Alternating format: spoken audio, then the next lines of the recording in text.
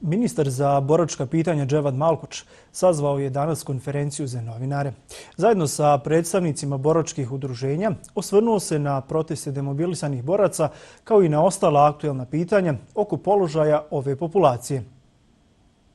Demobilisani borci imaju pravo tražiti objavu registra ratnih veterana, uvođenje reda među boračka udruženja, usvajanje zakona i izmjene postojeći, ali sve kroz institucije sistema, nikako blokiranjem gradova. Kazano je na preskonferenciji najodgovorniji koji zastupaju boračku populaciju u kantonu.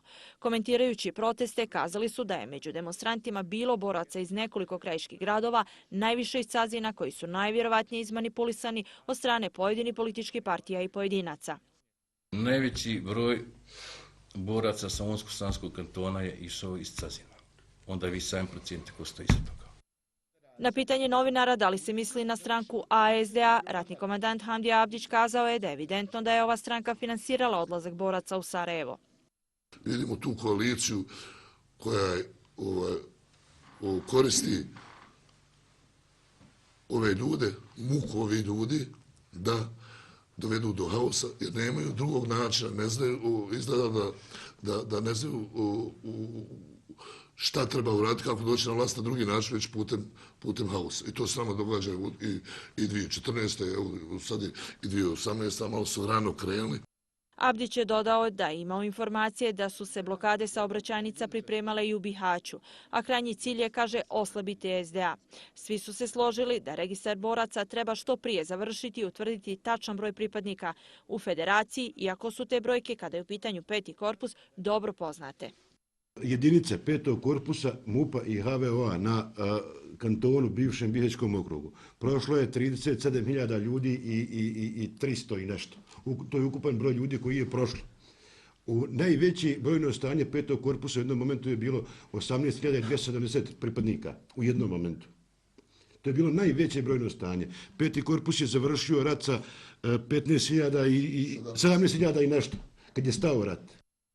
Pozivamo da ne čekamo ni donošenje zakona o slobodi pristupa, o zaštiti ličnih podataka, znači ono što zakon omogućuje sada, što nema prepreka, neka se objavi, neka se sutra sjedne i neka rade sve općine, odnosno svi kantoni koji su i dužni da imaju te podatke. Završava se registar branilaca za 5. korpus i on će biti objavljen krajem marta, odnosno početkom aprila.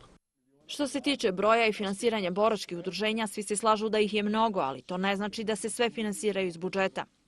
Ovdje je problem u tome da imamo ogromna davanja, samo možda jednom kompletnom revizijom da napravimo jedan zakon, jedan fond, što je bilo nekada ideja. Ministar Malkuč upoznao je prisutne s odlukom Ustavnog suda BiH, kojim je Velika Kladuša oslobođena obaveza iz zakona o dopunskim pravima boračke populacije, kao i sa zahtjevima Cazina i Bužima da se također izuzmu iz primjene. Povodom danas održane preskonferencije Ministarstva za boračka pitanja sa nekoliko predstavnika boračkih saveza reagirali su iz jedinstvene organizacije boraca Unije veterana Unsko-Sanskog kantona. U reakciji se kaže da je Ministarstvo za boračka pitanja kantona sa današnje preskonferencije poslalo sliku javnosti da samo predsjednici nekoliko boračkih saveza podržavaju rad resornog ministarstva, odnosno da se samo oni bore za prava demobilisanih boraca. Pitaju se zbog čega na održanu preskonferenciju nisu bili pozvani svi predstavnici boračkih saveza. Dodaju da je Unija veterana Bosne i Hercegovine donijela odluku da će u aprilu izići na proteste ukoliko se ne donese zakon o demobilisanim borcima.